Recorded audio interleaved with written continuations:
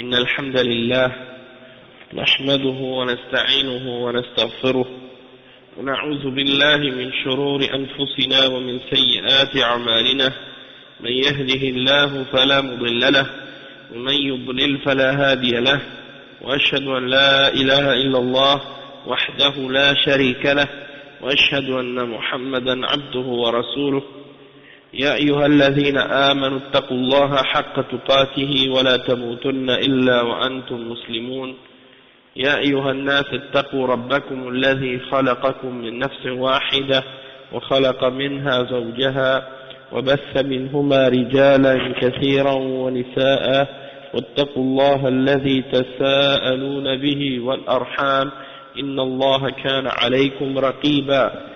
يا أيها الذين آمنوا اتقوا الله وقولوا قولا سديدا يصلح لكم أعمالكم ويغفر لكم ذنوبكم، ومن يطع الله ورسوله فقد فاز فوزا عظيما. وإن خير الكلام كلام الله، وخير الهدي هدي محمد صلى الله عليه وسلم، وإن شر الأمور محدثاتها، وكل محدثة بدعة، وكل بدعة ضلالة، وكل ضلالة في النار. أما بعد.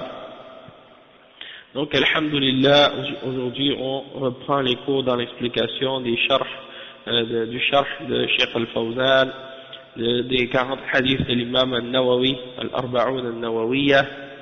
On est arrivé au hadith numéro 32, Al-Hadith Al-Thani Wal-Thalathun. Et donc aujourd'hui c'est le cours 42 qu'on commence, Inch'Allah. Le hadith 32,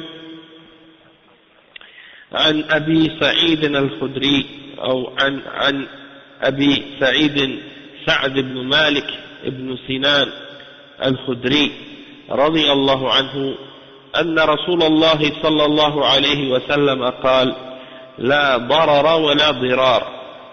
حديث حسن رواه ابن ماجه والدارقطني وغيرهما مسندا، ورواه مالك في الموطأ مرسلا عن عمرو بن يحيى عن أبيه عن النبي صلى الله عليه وسلم فأسقط أبا سعيد وله طرق يقوي بعضها بعضا.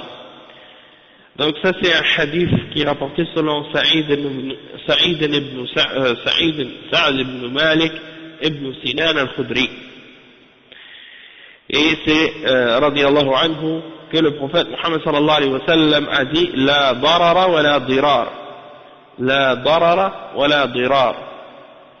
Donc qu'est-ce que ça signifie? Ça veut dire on ne fait pas de mal et on ne doit pas faire du mal aux autres.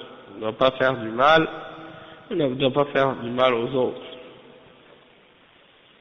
On va expliquer le détail de ça parce qu'il y a différentes explications ou compréhensions de cette parole. Donc, l'imam Al-Nawawi, il rapporte ce hadith, il dit qu'il est Hassan. Il est rapporté selon l'imam Ibn Majah et Ad-Daraqutni et d'autres également, Musnadan, c'est-à-dire rapporté avec l'isnad jusqu'au prophète sallallahu alayhi wa sallam, selon Abi Sa'id al-Khudri, et il est rapporté dans Al-Muwatta Mursalan, selon Amr ibn Yahya, عن أبيه عن النبي صلى الله عليه وسلم. Donc Abu Sa'id al-Khudri, le sahabi, n'est pas mentionné dans Al-Muwatta quand on rapporte ce hadith. Toutefois, il y a d'autres voies, d'autres chaînes qui renforcent, ou bien qui font que, étant donné qu'il est rapporté de plusieurs façons, et bien ça fait en sorte que le hadith il se renforce à cause des différentes narrations et des différentes versions du hadith. Donc, le Cheikh Al-Fawzan il explique ce hadith, et donc on va lire les différentes explications à ce sujet-là. هذا الحديث من ناحية السند روي من طريقين. الأول طريق مسند أي مرفوع إلى النبي صلى الله عليه وسلم. الثاني طريق مرسل لم يذكر فيه الصحابي وهو أبو سعيد. فالمرسل ما رواه التابعي عن الرسول صلى الله عليه وسلم، والمسند ما رواه الصحابي عن الرسول صلى الله عليه وسلم، والحديث قوي بمجموع أسانيده كما ذكر المؤلف، وذكر أن له طرقا كثيرة يقوي بعضها بعضا. Donc le cheikh il dit que ce hadith, en ce qui concerne la chaîne de transmission de ce hadith, il est rapporté de deux voies. La première voie, elle est rapportée comme on l'a dit, musnadan, ou musnad, avec une isnad qui remonte jusqu'au prophète Muhammad sallallahu alayhi wa sallam, c'est-à-dire qu'elle est marfou'. Tandis que la deuxième voie par laquelle ce hadith est rapporté, c'est une voie qui est mursal, c'est-à-dire dans lequel on ne mentionne pas le sahabi dans la chaîne du prophète sallallahu alayhi wa sallam, c'est-à-dire la personne comme le tabi'i, entre le tabi'i et le prophète sallallahu alayhi wa sallam, il y a une personne qui manque et c'est le sahabi, on appelle ça mursal. Dans ce cas-là, on dit que c'est mursal dans ce cas-là, puisque entre le sahabi, entre le tabi'i et le messager d'Allah sallallahu alayhi wa sallam, il y a le sahabi qui manque. Donc dans ce cas-là, on l'appelle le hadith al-mursal. Donc al-mursal, c'est qu'est-ce qui est rapporté par le tabi'i selon le prophète Muhammad sallallahu alayhi wa sallam, tandis que al-musnad, c'est celui qui est rapporté par le hadith qui est musnad, c'est le hadith qui est rapporté par le sahabi selon le prophète Muhammad sallallahu alayhi wa sallam. Et ce hadith en particulier, quand on prend toutes les différentes chaînes de transmission de ce hadith, elles se renforcent les unes les autres tout ensemble. Comme le mu'allif, l'auteur, l'imam al-Nawawi le mentionne. Et il a mentionné donc, dans ce cas, comme on l'a dit, que les différentes narrations de ce hadith, elles se renforcent les unes les autres. قوله لا ضرر ولا ضرار قيل لا فرق بينهما وأن الضرر بمعنى الضرر وأن الضرار بمعنى الضرر. نعم لا فرق بينهما وأن الضرر وأن الضرار بمعنى الضرر لكنه كرر من باب التأكيد والضرر هو ما يؤذي الإنسان مما فيه أذى أو نقص والمطلوب أن الإنسان ينفع ولا يضر ينفع نفسه وينفع الناس ولا يضر نفسه ولا يضر أحد لا يضر نفسه ولا يضر أحدا فضد الضرر النفع. Donc le cheikh explique ici, il dit que dans le hadith, le prophète sallallahu alayhi wa sallam dit la darara wa la dirar. Donc certaines personnes ont rapporté au sujet de ce hadith que la darar wa la dirar, c'est qu'il n'y a pas de différence entre les deux termes. C'est comme si ça voulait dire de ne pas faire de tort à personne ou de ne pas faire de mal ou de tort à personne. Donc ça c'est-à-dire que les deux termes veulent dire la même chose. Ad-darar, c'est le mal, et ad-dirar, c'est le mal aussi. Donc, dans le sens que les deux se répètent, c'est comme si pour mettre de l'importance encore plus sur le premier terme. Donc ça, c'est une interprétation et c'est une explication.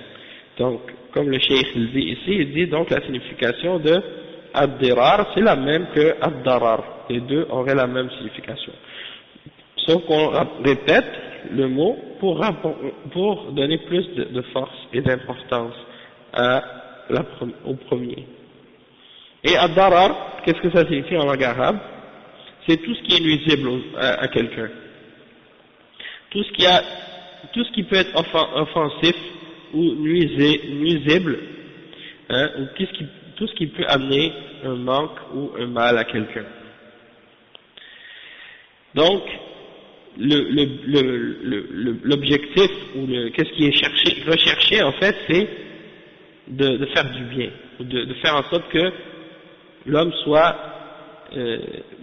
amène du bien aux autres ou fasse quelque chose d'utile ou de la bienfaisance à ceux qui sont autour de lui, et qu'il ne fasse pas de tort ou de mal ou d'offense aux gens qui sont avec lui et à lui-même également.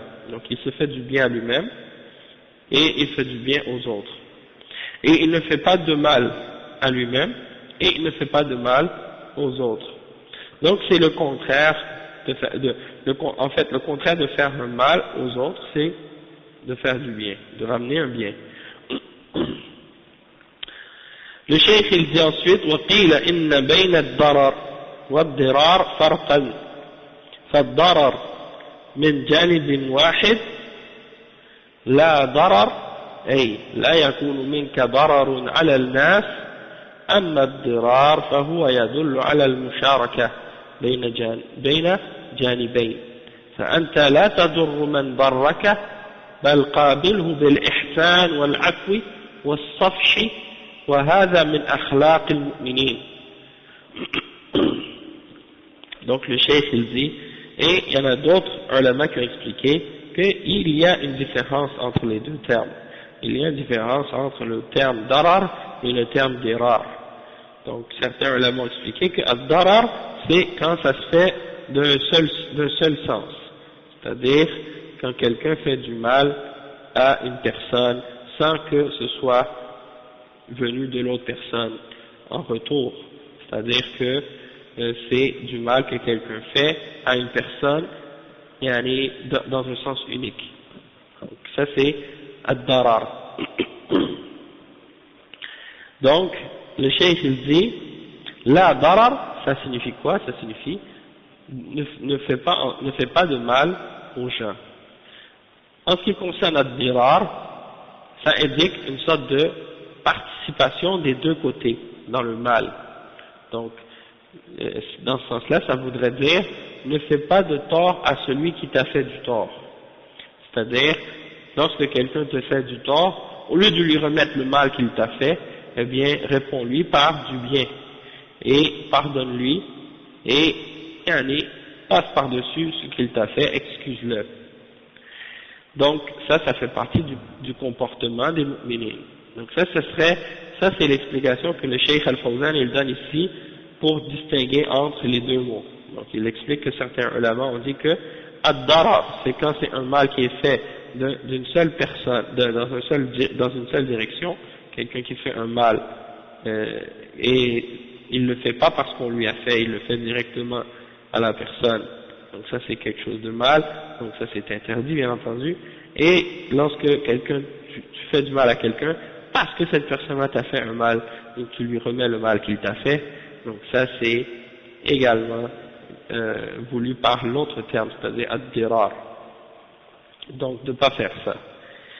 Déjà il explique ensuite, il dit وقال تعالى فمن عفا وأصلح فأجره على الله فيكون مثل قوله ولا تخن من خانك والقاعدة أن القصاص جائز وهو عدل ولكن العفو أحسن لأنه فضل قال تعالى وجزاء سيئة سيئة مثلها وهذا قصاص فمن عفا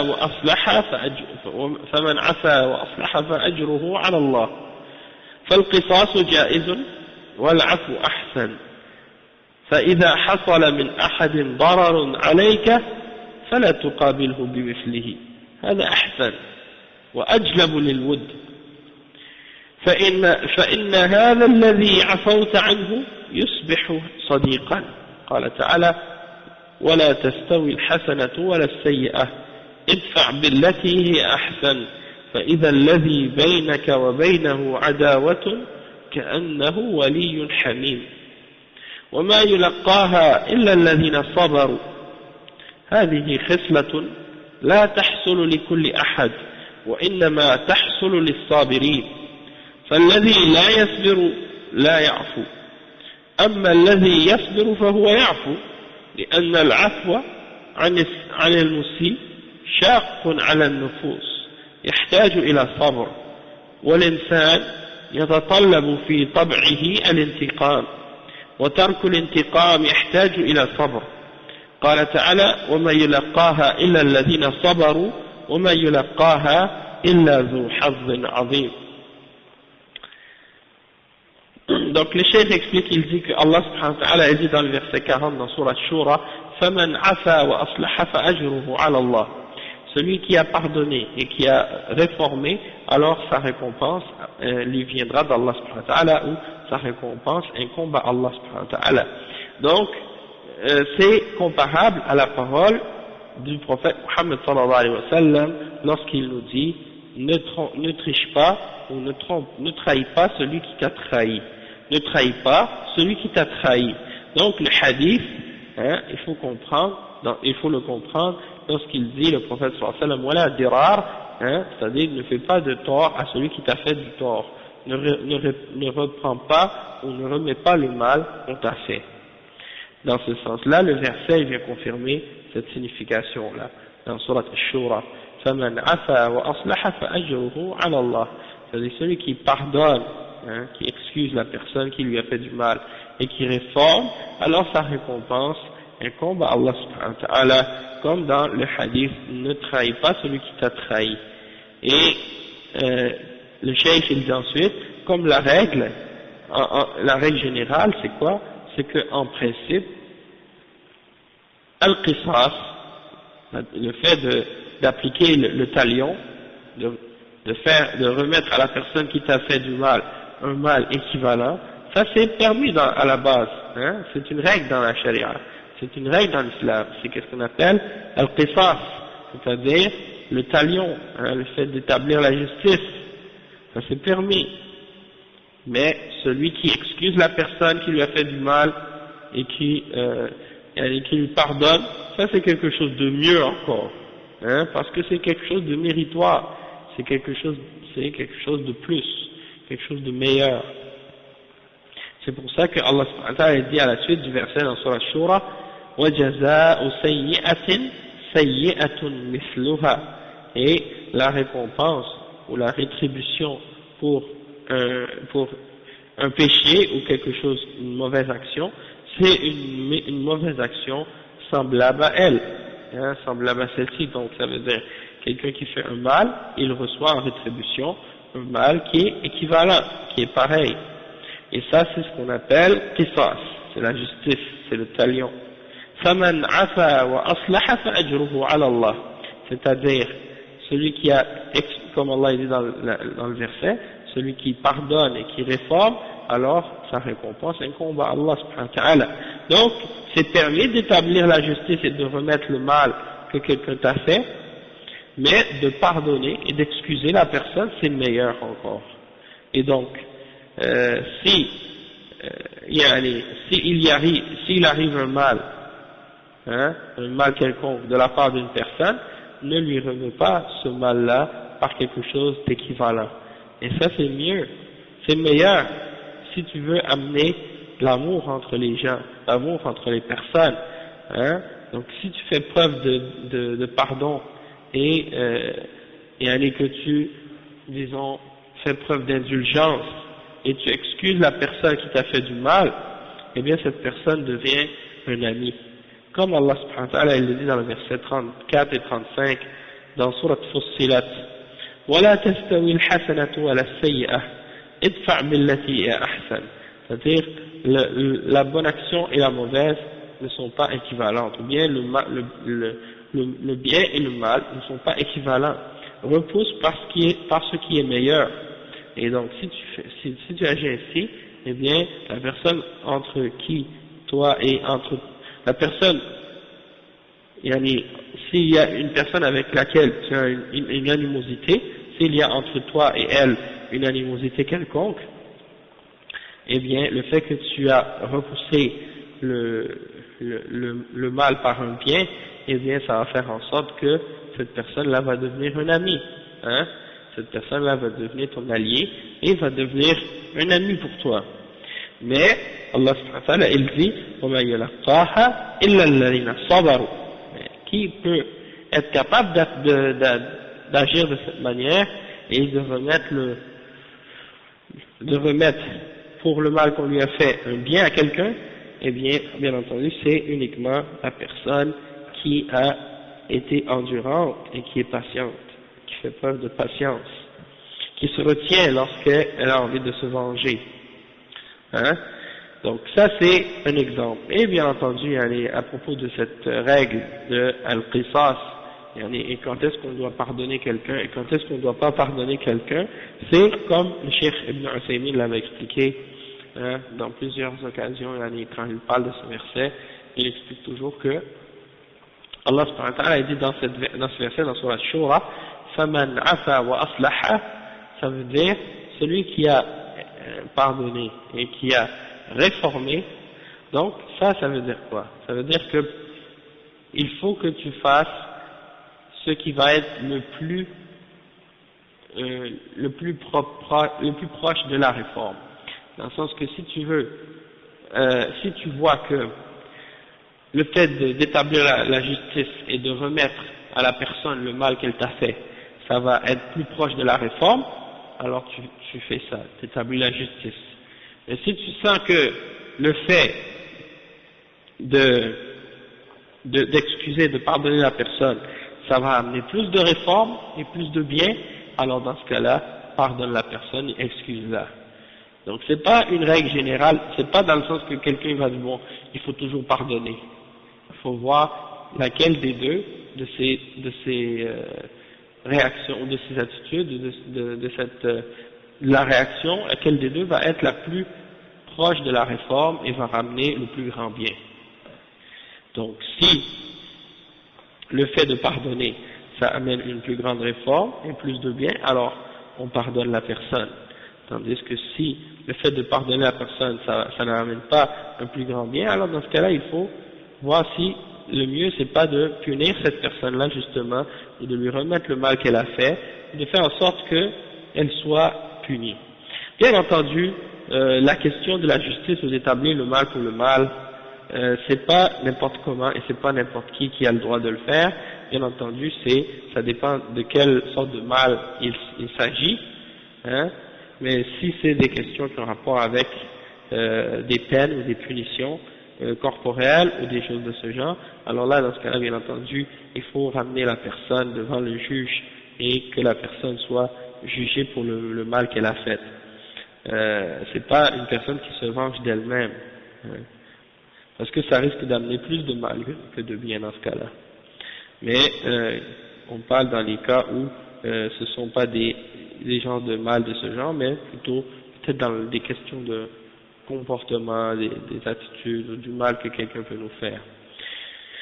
Si de toute façon, s'il y a une justice qui doit être appliquée, il faut que ce soit fait dans les règles, selon les règles de la charia, dans des cas comme ça, hein. Et ensuite, le cheikh il dit donc, c'est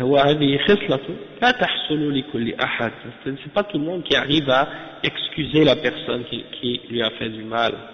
C'est uniquement les gens qui sont endurants et qui ont la patience, qui se retiennent lorsqu'ils ont envie de se venger ou de remettre le mal à la personne.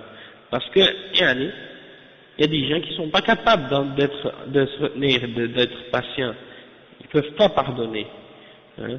Tandis que celui qui a sabre, celui qui est capable de se retenir et qui est capable d'être patient et d'être endurant, alors lui, il est capable de pardonner aux autres, hein, parce que de pardonner ou d'excuser la personne qui a fait du mal, c'est très dur pour l'âme humaine, hein, c'est quelque chose qui est dur pour nous, et ça demande beaucoup de résistance, de patience et d'endurance. Donc, pourquoi? Parce que par la nature de l'homme lui-même, il essaie toujours, ou il a toujours tendance à vouloir se venger. Et donc, le fait d'abandonner la vengeance, ça demande beaucoup de retenue, beaucoup de patience, beaucoup d'endurance. Et c'est pour ça que Allah subhanahu wa ta'ala dit, وَمَا يُلَقَّاهَا إِلَّا الَّذِينَ صَبَرُوا. قال تعالى, وَمَا يُلَقَّاهَا إِلَّا الَّذِينَ صَبَرُوا وَمَا يُلَقَّاهَا إِلَّا ذُو حَظٍّ عَظِيمٍ. فإذا أردت فضل العفو فاصبر عليه ولا تطع نفسك التي تطلب منك الانتقام ممن ضرك فيكون هذا والله أعلم معنى قوله صلى الله عليه وسلم لا ضرر من طرف واحد ولا تضر الناس كما أنك لا ترضى الضرر لنفسك فلا ترضه لإخوانك كما أنك لا ترضى أن يسيء إليك فلا تسيء أنت إليهم. قال صلى الله عليه وسلم لا يؤمن أحدكم حتى يحب لأخيه ما يحب لنفسه. Donc le cheikh il dit, cette caractéristique, donc comme on a dit, c'est pas tout le monde qui peut l'avoir. Et c'est pour ça que Allah subhanahu wa ta'ala dit, et nul ne peut arriver à atteindre ce degré-là, excepté ceux qui ont de l'endurance et ceux qui ont reçu une grande portion de la part d'Allah subhanahu wa ta'ala. Et si tu veux avoir le mérite de pardonner, alors fais preuve de patience, fais preuve d'endurance, et n'obéis pas à ton âme lorsqu'elle te pousse à chercher la revanche et à chercher à te venger de la personne qui t'a fait du mal. Et donc, si tu réussis à agir ainsi, eh bien, tu vas rentrer dans la signification. Donc, c'est ça ce que ça signifie, le hadith, en fait. Ça veut dire, donc, ne fais pas de mal, la darar, ça c'est, ne fais pas de mal, ça c'est quand c'est le mal qui est fait d'un seul côté. Wala tadurun nas, et ne fais pas de tort aux autres. Comme toi tu veux pas qu'on te fasse du mal à toi-même, tu veux pas qu'on te fasse du mal, ne fais pas du mal aux autres. Comme tu n'aimes pas que tes frères te fassent du mal, alors ne fais pas de mal à tes frères. Tu veux pas qu'on fasse de mal à tes frères, alors ne fais pas de mal aux frères des autres. Tu veux pas qu'on te fasse du tort, alors ne fais pas de tort aux autres. Comme le prophète sallallahu alayhi wa sallam l'a dit, nul d'entre vous n'est croyant tant qu'il n'a pas aimé pour les autres ce qu'il a aimé pour lui-même. C'est-à-dire, que c'est un signe de la foi d'une personne. Plus il a de la foi, plus il va essayer de faire aux autres ce qu'il aime pour lui-même. Et il ne va pas faire aux autres ce qu'il n'aime pas pour lui-même. Donc ça c'est, alhamdulillah, c'est bien compris. Ça c'est des significations, comme on a dit. Le cheikh dit وَأَمَّا الضِّرَارُ فَهُوَ أَنْ يَكُونَ بَيْنَ طَرَفَيْنِ فإذا أساء إليك أحد فالأحسن أن تقابله بترك الانتقام وترك الضرر وأن تستعمل العفو وهذا ينشر المحبة بين الناس ويصبح المعفو عنه أسيرا لك ويخجل من فعله كما قال المتنبي وما قتل الأحرار كالعفو عنهم ومن لك بالحر الذي يحفظ اليد. Donc le cheikh explique, il dit en ce qui concerne le tort, de faire du tort aux autres, ou bien ad-dirar, ça c'est quand le mal est fait de deux côtés, dans deux directions. C'est-à-dire, quelqu'un te fait du mal, toi tu lui remets le mal. Le premier, ad-darar, c'est quand le mal est fait d'un seul sens. Là, ça c'est interdit. Et ad-dirar aussi. Sauf que, quand c'est, comme on l'a dit tout à l'heure, quand c'est dans le but de remettre à quelqu'un un mal qu'il nous a fait, alors dans ce cas-là, c'est permis, sauf que te pardonner, c'est meilleur. Si quelqu'un te fait du tort, le mieux c'est de ne pas lui remettre le mal qu'il t'a fait et de ne pas se venger, d'abandonner le mal qu'on t'a fait et d'utiliser le pardon et l'excuse. Et ça va faire en sorte que ça va propager de l'amour entre les gens. Et la personne que tu as excusée devient redevable, elle est gênée maintenant de ce qu'elle a fait. Et il cite un poème de Al-Mutanabbi, et bien entendu, c'est souvent mentionné des poèmes de Al-Mutanabbi, parce que dans ces poèmes, il y a souvent des leçons et des proverbes, c'est comme des proverbes, qui expliquent un peu la signification de ce sens-là. Donc il y a une autre explication que le cheikh n'a pas mentionnée, parmi les paroles des ulama. Il y en a des ulama qui ont expliqué, comme le cheikh Abdul Muhsin al-Abbad, il mentionne dans son sharh des 40 hadiths de l'imam al-Nawawi, justement, il mentionne une autre parole des ulama sur la signification de la darara wa la dirar. Par exemple, il dit وهذا الحديث مشتمل على قاعدة من قواعد الشريعة وهي رفع الضرر والضرار وهو خبر بمعنى النهي عن الضرر والضرار والضرر قد يحصل من الإنسان بقصد أو بغير قصد فالضرار يكون مع القصد. Donc le cheikh explique, il dit que ce hadith, il comprend une grande règle parmi les règles de la charia. Et c'est-à-dire d'enlever tout ce qui peut être nuisible ou qui peut faire du mal. Et c'est une parole qui nous informe de quelque chose dans le sens de l'interdiction de faire du mal ou de faire un tort quelconque aux gens. Et il dit que c'est certain qu'on peut faire du tort volontairement ou involontairement. Donc il dit que ad-dirar, c'est le mal qui est fait intentionnellement, hein, que tu l'as prémédité, tu l'as voulu. Tandis que ad-darar, c'est un mal que tu fais, mais sans que tu aies eu l'intention de le faire. Donc c'est comme si tu l'avais pas prémédité. Hein, tu as fait du mal à quelqu'un, mais sans que ce soit voulu, sans que ce soit recherché.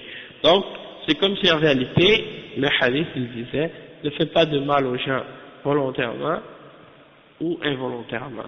C'est ça que ça veut dire. Ça, c'est une des explications de ce hadith. Sinon, ça voudrait dire, ne fais pas de mal aux autres et ne remets pas aux autres le mal qu'ils t'ont fait. Donc ça, c'est différentes explications ou interprétations de ce hadith. وهذه قاعدة عظيمة. Donc ça fait partie des grandes règles parmi les règles du comportement. Cheikh dit هذه قاعدة عظيمة من قواعد الأخلاق في التعامل مع الناس. فينبغي للإنسان أن يتجنب الضرر سواء كان يصدره منه هو ابتداء أو يصدر انتقاما ممن أضر به. فالمسلم يسير على هذا ويكون محبوبا عند الله وعند خلقه. Donc ça c'est comme on a dit, une grande règle parmi les règles du comportement et dans la façon d'agir avec les gens. Et il est important que chaque être humain évite de faire du mal, peu importe que ce soit lui le premier qui le cause ou que ce soit un mal qu'il fait aux autres en cherchant à se venger, pour faire du tort à celui qui a fait du tort, pour faire du tort à celui qui lui a fait du tort. Donc le musulman, il essaie de suivre cette règle, et en agissant ainsi, il sera aimé d'Allah subhanahu wa ta'ala et aimé également de la création, des autres êtres humains. Donc ça c'est l'explication du hadith. Ensuite,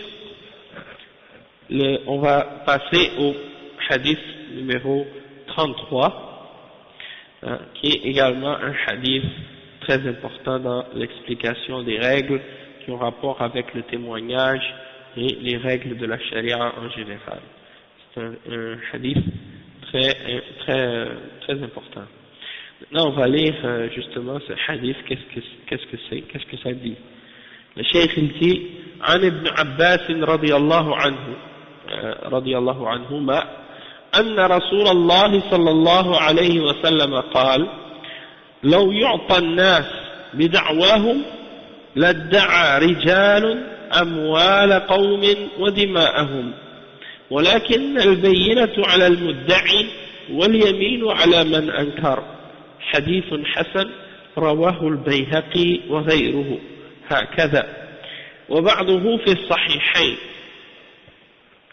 Donc le cheikh il dit, selon Abdullah ibn Abbas radiyallahu anhuma, que le messager d'Allah sallallahu alayhi wa sallam a dit, si on devait donner aux hommes, selon ce qu'ils prétendent, des gens prétendraient les biens des gens ainsi que leur sang, mais la preuve est à celui qui prétend, c'est-à-dire la preuve doit être amenée par celui qui amène une prétention ou une réclamation, et le fait de prêter serment ou de jurer, ça c'est pour celui qui rejette ou qui nie ce qui a été, au sujet de quoi il a été accusé. Ça c'est un hadith qui est Hassan, il est rapporté par Al-Bayhaqi et d'autres également, de même que des parties de ce hadith se retrouvent dans Al-Sahihayn, dans Al-Bukhari et Muslim, Donc, on va maintenant lire l'explication de ce hadith. Le Cheikh il dit, Cheikh Al-Fawzan,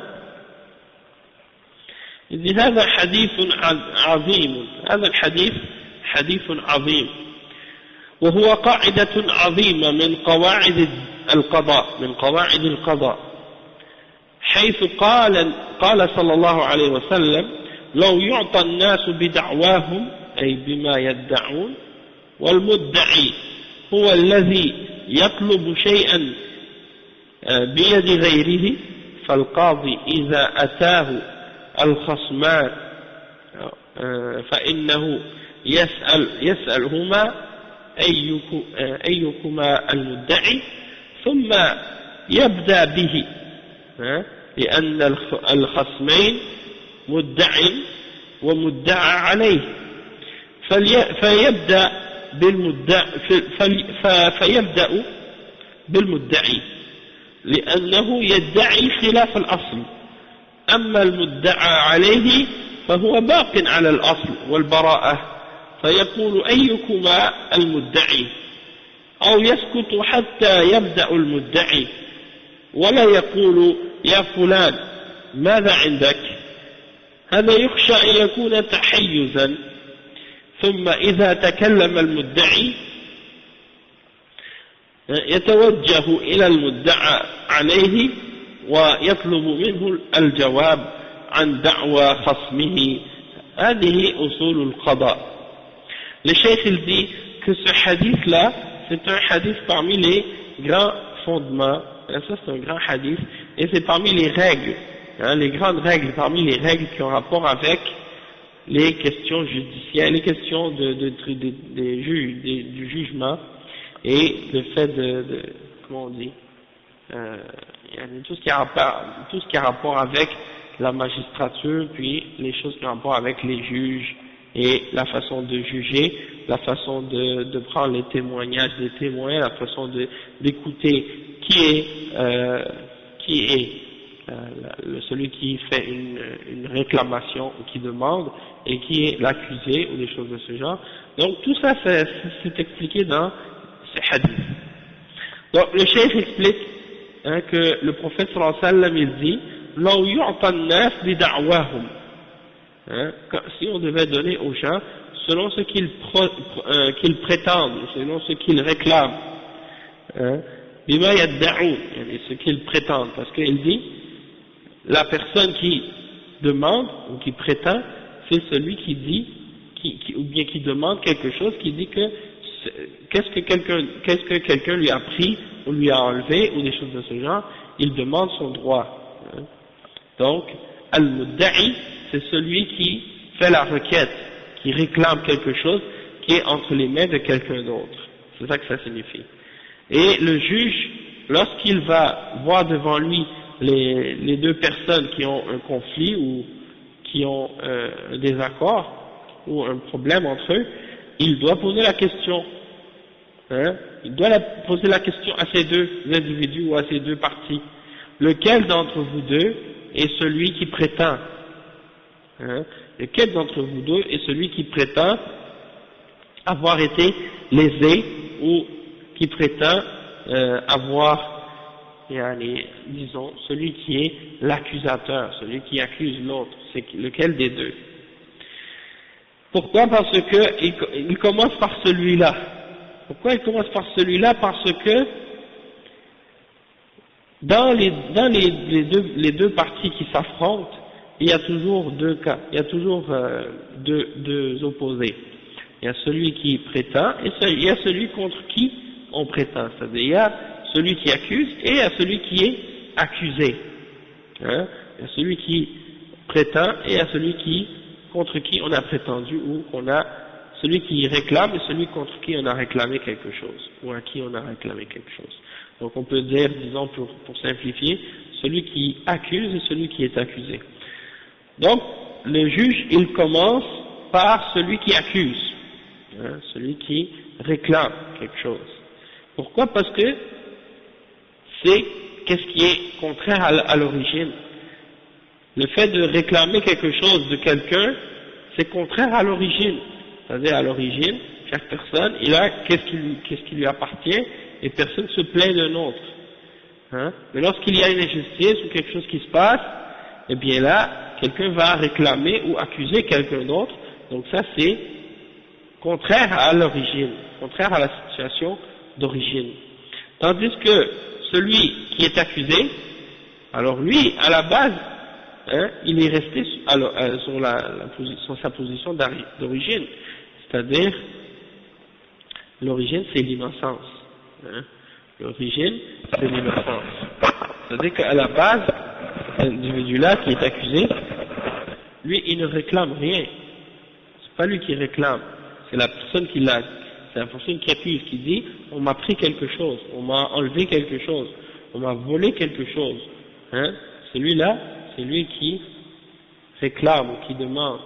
Donc lui, il est dans une situation qui est contraire à l'origine.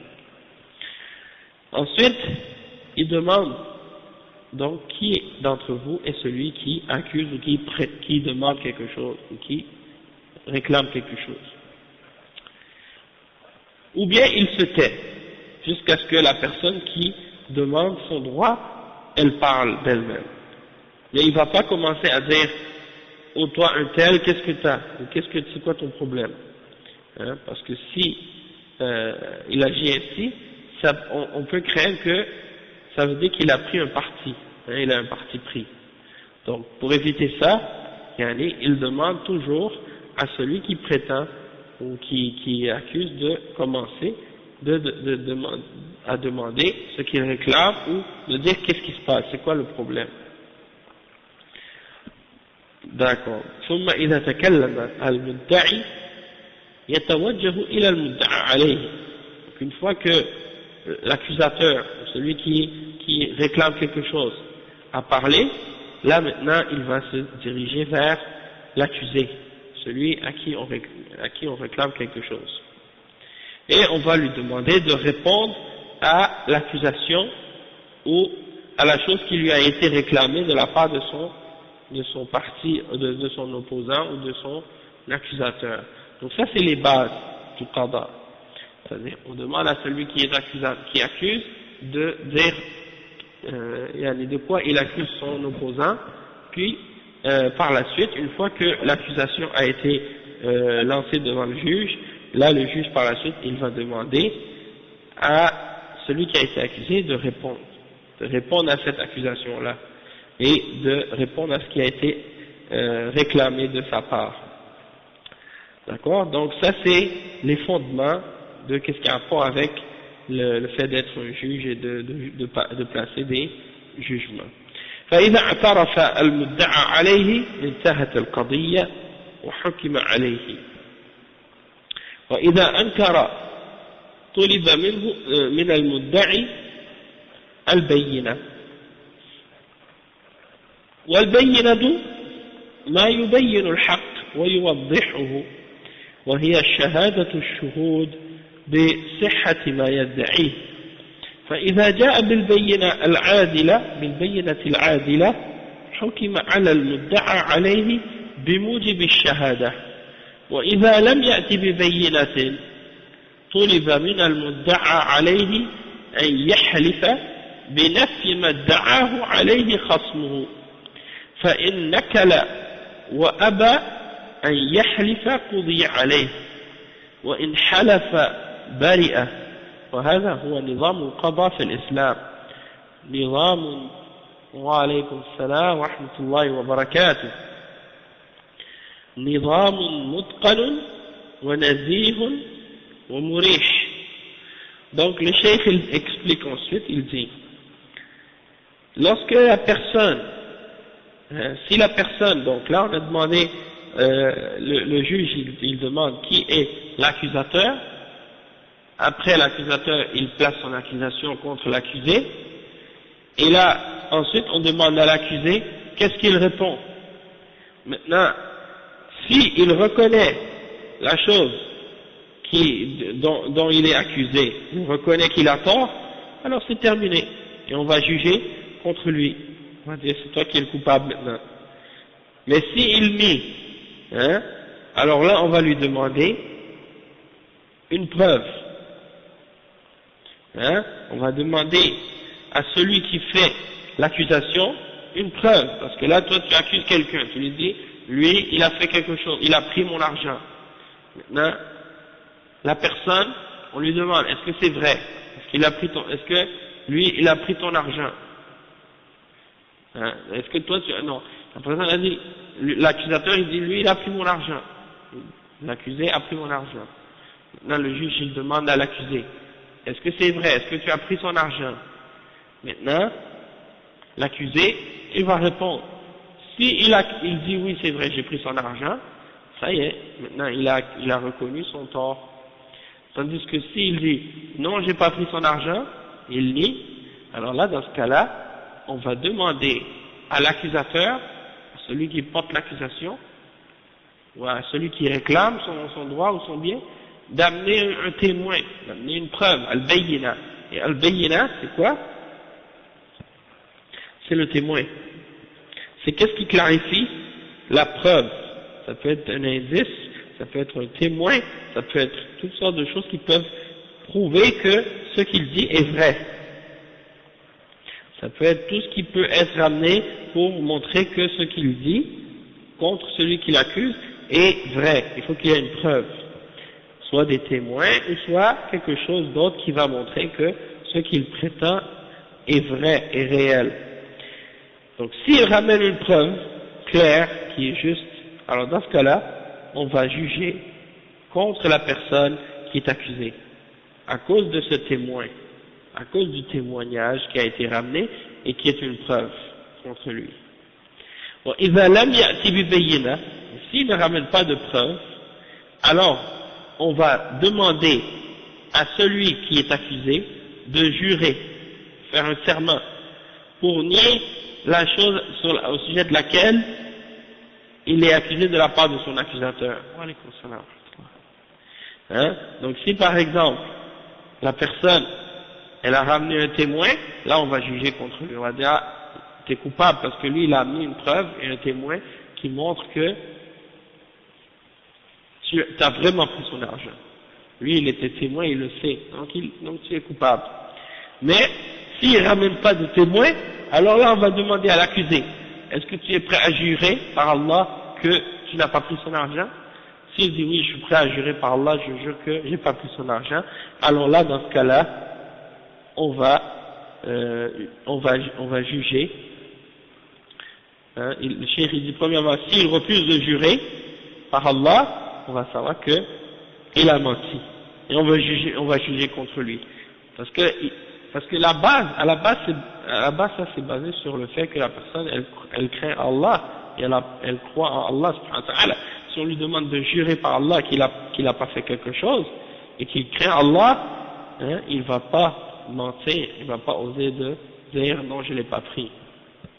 Donc s'il refuse de jurer par Allah qu'il a pas pris l'argent de cet individu par exemple, eh bien là on va dire que dans ce cas-là, puisqu'il refuse de jurer, c'est parce qu'il est coupable. Hein? Mais s'il accepte de jurer, il dit oui, je jure, hein, parce que l'autre il n'a pas ramené de témoin, donc il jure qu'il n'a pas pris l'argent, alors dans ce cas-là, il est innocent. Hein? Il sera considéré comme étant innocent. Et ça c'est le système de jugement, hein, c'est le système de justice dans l'islam et d'établissement du jugement. Et c'est un système, c'est un système qui est mashallah, perfectionné, qui est propre et qui est reposant également, pas compliqué. C'est pas fatigant comme dans certains systèmes ailleurs, c'est des systèmes qui finissent plus, il y a toujours des problèmes. Donc c'est ça. Si, par exemple, là, pour résumer tout ce qu'on a dit, hein, la personne, elle vient devant le juge. Il y a deux personnes qui arrivent devant le juge. Il y a la personne qui est là, qui est l'accusateur, et il y a l'accusé. Le juge, il demande, qui est l'accusateur? Alors l'accusateur, lui, il va commencer à parler. Il va dire, lui, un tel, il a pris mon argent, il a fait ça, il a fait ça. Alors là, le juge, il demande à l'autre maintenant, est-ce que c'est vrai? Explique-toi. Là, il va s'expliquer. S'il dit oui, c'est vrai, j'ai pris son argent, je suis coupable, c'est fini. C'est lui qui est coupable. Et s'il dit non, j'ai jamais pris son argent, c'est pas vrai, là, le juge va demander à l'accusateur, ramène tes preuves. Hein? Là, il va dire oui, j'ai des preuves, j'ai un témoin, ou j'ai 2 témoins, voici mes témoins. Il ramène ses témoins. Les témoins, ils parlent et tout, là, on demande à l'autre maintenant. Hein?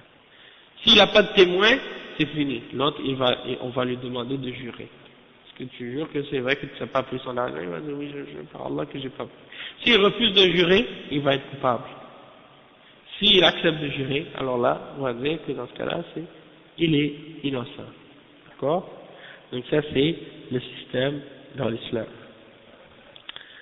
Donc, le cheikh, il dit, ففي هذا الحديث أن النبي صلى الله عليه وسلم قال لو يعطى الناس بدعواهم لادعى رجال أموال قوم ودماءهم فالمدعي ربما يدعي شيئا كبيرا يدعي أن خصمه قتل فيطالب بالقصاص أو يطالب بمال قد يكون كثيرا وقد يكون قليلا فلا يعطى بدعواه لأنه لو فتح هذا الباب كل يعطى ما ادعاه لحصل الفساد والاعتداء على الناس وكل من له هوى على أحد ادعى عليه فلا يقبل منه لمجرد الدعوة ولو كان من أصدق الناس لا يقبل منه إلا إذا أتى بالبينة ولهذا قال صلى الله عليه وسلم ولكن البينة على المدعي أي البينة هي أن يأتي بالشهود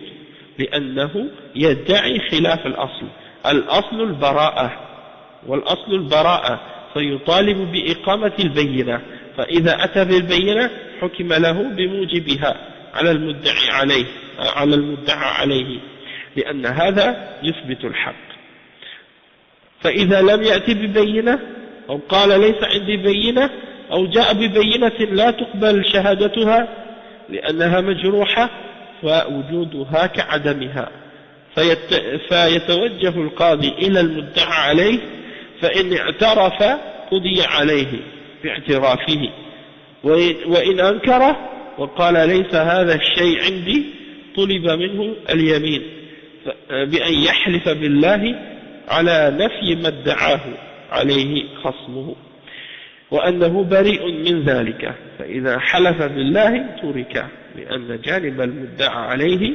أقوى ومعه الأصل والبراءة فاكتفي منه باليمين فإذا حلف فإنه يبرأ حينئذ وتنتهي القضية. Donc le cheikh dit dans ce hadith, le prophète sallallahu alayhi wa sallam il dit si on devait donner aux gens selon leurs demandes, selon leurs réclamations, selon leurs prétentions, eh bien des gens viendraient demander l'argent des gens, demander le sang des gens, des choses de ce genre. Parce que qu'est-ce que les gens prétendent parfois, c'est quelque chose de grand. Hein? Des fois, quelqu'un il vient, il dit un tel il a tué quelqu'un, hein? Donc il demande que l'application du talion soit établie. Ou bien il demande de l'argent, peut-être c'est une grosse somme, il m'a volé une grosse somme d'argent et des choses de ce genre. Il dit, si on donnait aux gens selon leurs prétentions, eh bien, tout le monde viendrait, dire, eh ben ça c'est à moi, ou lui il a pris mon argent, ou lui il a tué un tel, ou lui il a fait ça. On ne peut pas se baser juste pour dire, je crois en qu'est-ce que quelqu'un dit parce qu'il le dit avec sa bouche, puis on accepte ce qu'il prétend sans avoir de preuves. Hein, si on ouvrait cette porte-là, tout le monde commencerait à prétendre des choses ou demander des choses, et il y aurait beaucoup de corruption ou de transgression qui serait causée aux gens à cause de ça, parce que chaque personne il a un désir, une passion en lui-même, et on ne peut pas accepter donc de donner à quelqu'un ou de lui remettre ce qu'il réclame uniquement parce qu'il le prétend ou parce qu'il le demande, hein, comme on l'a dit. Il faut qu'il y ait une preuve. Et le prophète sallallahu alayhi wa sallam, c'est pour ça qu'il a dit walakin al-bayyinatu ala al-mudda'i. Al-bayyina, c'est quoi al-bayyina? C'est la preuve. Et la preuve c'est quoi? C'est d'amener des témoins. Ça amène des témoins. Parce que tu demandes quelque chose qui est contraire à l'origine. L'origine c'est d'être innocent, d'être correct. Hein? Donc, il faut que tu amènes une preuve qui montre que ce que tu dis c'est vrai. Si tu amènes la preuve, on va juger en ta faveur par rapport à la preuve que tu as amenée contre l'accusé, hein, qui va prouver que tu dis la vérité. Mais si tu n'amènes pas de preuve, ou bien tu dis je n'ai pas de témoin, j'ai pas de preuve, ou bien tu ramènes des témoins, avec toi, mais tes témoins ils sont pas corrects, ils sont pas honnêtes, c'est des témoins qui sont pas fiables, hein. Alors dans ce cas-là, on va rejeter ton témoignage, on va pas accepter ta preuve, parce que le fait d'avoir ces témoins-là, c'est comme si tu n'en avais pas en réalité, puisqu'ils ne sont pas des témoins fiables. Donc, dans ce cas-là, le juge, il va se tourner vers l'accusé.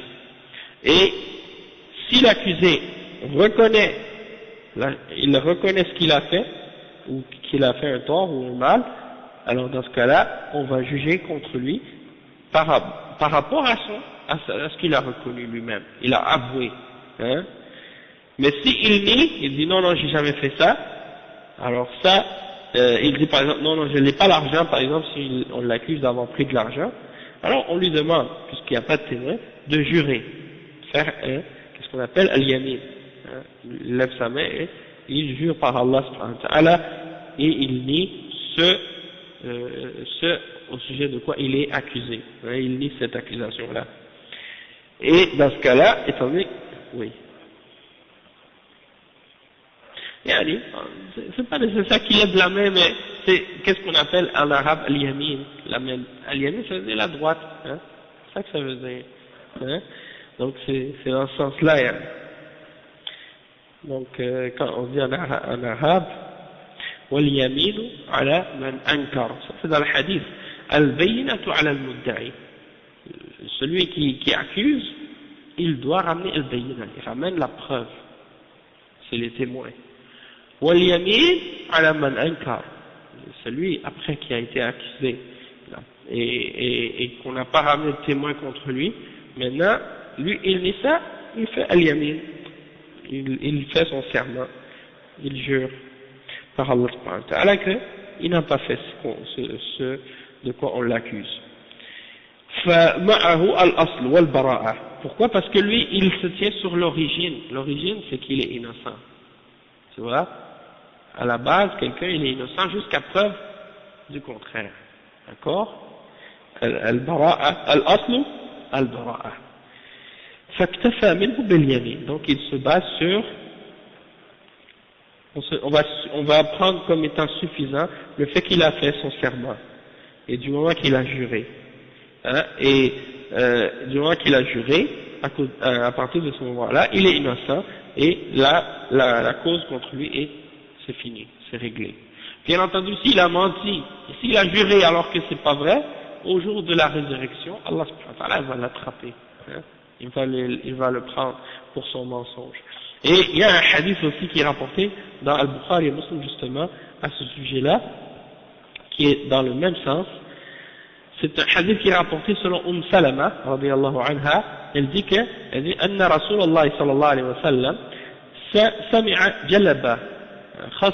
جلبة خصم بباب حجرته فخرج إليهم فقال ألا إنما أنا بشر مثلكم وإنما يأتيني الخصم فلعل بعضكم أن يكون أبلغ من بعض فأحسب أنه صادق فأقضي له فمن قضيت له بحق مسلم فإنما هي قطعة من النار فليحملها أو يذرها. Ça c'est rapporté par Al-Bukhari et Muslim. Et ça veut dire quoi ce hadith? Il dit, Salama, elle dit que le messager d'Allah sallallahu alayhi wa sallam, il a entendu des gens qui se disputaient devant la porte de sa maison. Alors il est sorti vers eux et il leur a dit, je suis un homme comme vous, je suis un être humain comme vous. Pourquoi? Parce que quand le prophète Muhammad sallallahu alayhi wa sallam, il juge entre deux personnes, il juge entre ces deux personnes selon ce qu'il entend d'eux, ce que les personnes leur disent. s'il les jugeait selon la révélation divine, selon une révélation que Allah lui donne à ce moment-là par rapport à cette situation-là, il n'aurait pas besoin de les écouter pour savoir qui a dit vrai, qui dit pas vrai. Il se baserait uniquement sur la révélation et il dirait toi tu es coupable. Allah il m'a donné la révélation, ça y est, je sais que tu es coupable, c'est toi qui as pris telle chose et lui il est innocent. Mais le prophète sallallahu alayhi wa sallam il enseigne aux sahaba, il enseigne aux gens la façon de juger et comment établir la justice. Et qu'on se base sur les preuves et sur qu'est-ce qui est apparent, pas sur le cœur ou qu'est-ce qui est caché à l'intérieur, comme dans le cas où il jugeait selon des gens par rapport à ce que Allah lui a révélé de ce qui était caché. Donc il dit je ne suis qu'un être humain comme vous. Et lorsque des gens ont un conflit et qu'ils viennent me parler, hein, peut-être que certains d'entre vous sont plus éloquents et s'expriment mieux que d'autres. Alors, je vais croire qu'il dit vrai et je vais juger en sa faveur. Hein? Alors, s'il y a un cas dans lequel j'ai donné à quelqu'un le droit d'un autre musulman, alors c'est comme si c'était un morceau du feu de l'enfer qu'il prenait. Alors, qu'il le prenne ou qu'il le laisse. C'est-à-dire que deux personnes qui viennent devant le prophète sallallahu alayhi wa sallam, ils ont un conflit. Il y en a un qui dit, lui, il m'a pris quelque chose, il m'a pris mon argent. Et celui qui est par exemple, celui qui accuse, ou celui qui est accusé, il y en a un des deux par exemple qui s'exprime mieux que l'autre. Hein? Alors il va dire, oui, messager d'Allah, ya Rasulullah, il va dire, moi, c'est mon argent, je l'avais chez moi et tout, lui il est rentré, il a pris et tout. Et l'autre, il s'exprime pas bien. Il sait pas comment clarifier bien la situation. Alors, quand le professeur lui demande d'expliquer, de répondre à l'autre, il n'arrive pas à lui expliquer ou à le clarifier bien comme il faut. Alors le professeur il voit que c'est lui qui a raison, il lui donne la chose qu'il a, il a dit bon ok, il lui donne à celui-là. Alors qu'en réalité ça appartenait à l'autre. Mais si jamais j'ai donné à l'un d'entre vous deux le droit d'un autre musulman, alors si la personne le prend, alors qu'il sait que c'est pas à lui, il sait que c'est à l'autre, c'est comme s'il a pris un morceau de l'enfer avec lui, un morceau de feu de l'enfer avec lui. Alors qu'il le prenne ou qu'il le laisse. C'est-à-dire, s'il le garde, il va être châtié pour ça. Et ça nous fait réfléchir par rapport à n'importe quelle situation qui peut arriver aujourd'hui.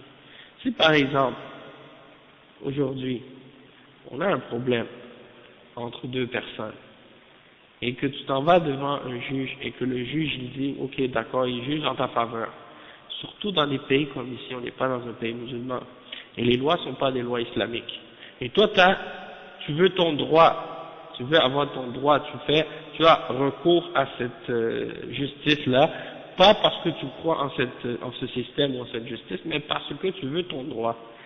Tu vas là-bas, et il donne à l'autre musulman ton droit à toi. Lui, s'il craint Allah, et qu'on lui donne quelque chose alors que ça t'appartient, s'il craint Allah, même si on lui a donné légalement, le juge il a jugé en sa faveur, quand il sort là de la cour, il doit dire ça t'appartient, c'est à toi.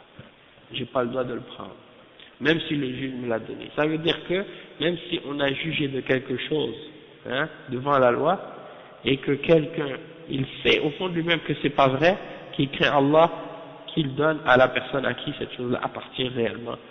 C'est-à-dire que si quelqu'un a été déclaré innocent par le système, ça ne veut pas dire qu'il est nécessairement innocent. Il peut être coupable quand même. Mais ça c'est le jugement dans la dunya. Le juge il peut se tromper. Hein? C'est ça que ça veut dire. Donc si toi tu sais que tu es coupable et que le système t'a innocenté, et tu sais que tu as en ta possession quelque chose qui appartient à ton frère, tu lui redonnes. Tu dois être honnête. Même si le juge t'a donné raison. Tu vois? Parce que tu as été habile, surtout avec aujourd'hui les systèmes ici, si tu as beaucoup d'argent, tu peux avoir un meilleur avocat.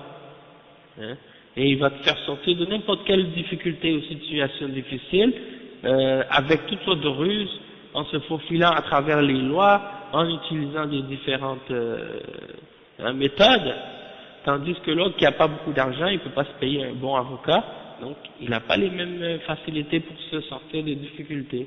Hein, ça c'est surtout dans un système comme ici.